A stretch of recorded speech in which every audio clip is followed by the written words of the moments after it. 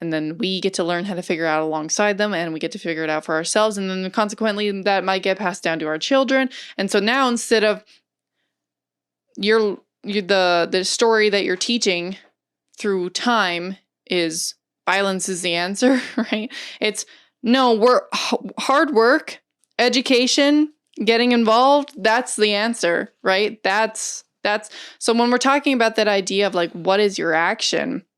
And we're talking about it in the context of like China, for instance, it's like, well, if we're going to say that we hold the value that we do to not get violent because of all of the hard work and the reasons that we've said as such, then why are we not applying that same local level reasoning to a bit more of the global idea of like, well, then how do we want to demonstrate ourselves as people and as a country to our fellow, to avoid more violence and more violence and revengeist mentality. Yeah.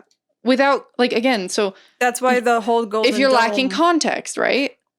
Sorry, go ahead. That's why the whole Golden Dome thing was of a really good example alongside all of this China talk, is because the mode of attention that they're saying this needs to be built is to defend ourselves. Defend ourselves from what? And so if we're trying to build, like you said, this mentality of not going to war, not being violent, not being provocative, which is more than often than not the actual way it goes. If we're trying to change things, you don't put up a giant dome which you could flip and turn around on the rest of the world anytime. Yeah, that could become offensive. It could. And we're not saying it is, but it's something you got to consider. It could be. And that's the whole point of this whole dis, and malinformation is the fact that, again, if you're always going to be missing if misinformation and malinformation and disinformation are never going to go away, which they aren't, so long as, human nature exists, then what are you going to do when it comes across your plate? You have to ask questions and you have to discern forever and always, and that's hard because, like Macy said, we have this proclivity because of our left hemisphere. We want to pick sides because it's more certain, it's more comfortable. When we were watching, the podcast with Dr. Henry Ely, and he's calling out the RFK Juniors, this Children's Health Defense, he even said something about the Daily Wire not giving the support that he should have, and we love the Daily Wire.